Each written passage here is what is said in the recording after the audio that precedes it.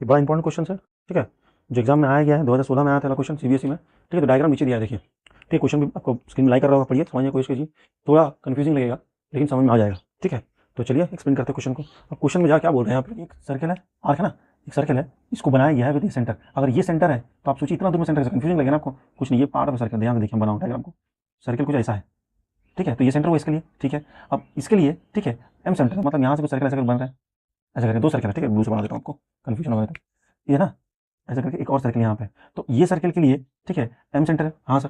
तो ये आर्क बना ना आर्क बी का, तो सेंटर एम है, जबकि ए का यहाँ पे ए होगा ना, ए हो, सॉरी, सेंटर है आपका ओ है, ठीक है। इतना ये बोलने की कोशिश कर, ठीक है। इसका एरिया निकालना है, ठीक है। तो अभी उसको इरेज कर देता हूँ, इससे क्या होगा, कंफ्यूजन नहीं रहेगा देखने में, तो बड़ा कंफ्यूजन लगेगा, ठीक है। तो इसको इरेज कर देते हैं पहले, ठीक है, हमने इरेज कर दिया। अब मुझे क्या है ना, एरिया निकालना, ठीक है। अब यहाँ पे देखिए, ये क्या बन रहा है, ये तो एक सेक्टर बन रहा है, ठीक है। तो इधर ये किसका सेंटर है सर, ये आर्क ए का सेंटर है, सो इससे रिस्पेक्ट भी मेरे को बनाना पड़ेगा, ठीक है। तो ये किसका सेंटर है सर, ये बी का सेंटर है, ठीक है। तो मैं अगर इसका ये क्या है मेरे को सर सेमी सर्कल है sir, so area of semi circle में निकाल दूंगा, तो मैं आर्क बी से जो डायग्राम फॉर्म हो रहा है, जो आर्क फॉर्म हो रहा है, जो एरिया कवर कर मिल जाएगा, हाँ सर मिल जाएगा, है ना। ये जो है वो आपको इतना, ये है एरिया इसका, ये पार्ट है इसका, ठीक है। और इसका है सेगमेंट ये वाला है, ये पार्ट।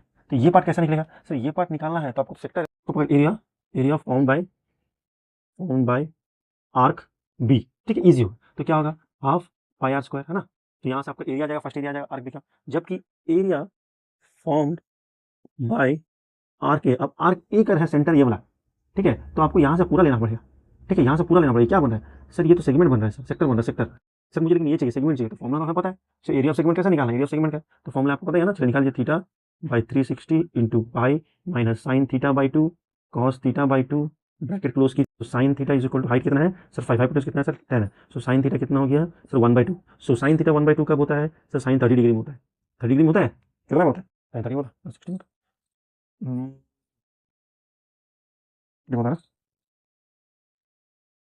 30 में होता है। तो थीटा कितना हो गया हम लोग का, थीटा हो गया यहाँ पे, थीटा हो गया आपका 30 डिग्री, ठीक है, सही, थीटा 30 डिग्री आएगी, ठीक है। लेकिन यहाँ पे सर थीटा तो ये सेंटर है, सिर्फ आप एक थीटा लिए, ठीक है, लेना है तो पूरा लेना पड़ेगा सर, ये पूरा एंगल बना है, ये पूरा एंगल बना है, पूरा को लेना पड़ेगा, ठीक है ना। एक थीटा का 30 डिग्री, दूसरा थीटा भी कितना होगा 30 डिग्री, तो टोटल कितना होगा निकालना है, जो कि एक सीकेंट है, सेगमेंट है, ठीक है। तो उसका मैंने एरिया नंबर 2 भी निकाल दिया, ठीक है। उसके बाद मुझे रिक्वायर्ड एरिया चाहिए था, ठीक है। तो रिक्वायर्ड एरिया मतलब दोनों माइनस करना था, देखिए दोनों माइनस मैंने कर दिया इजीली, और मुझे आ गया आंसर, ओके, जो प्रूव करने पड़ा था।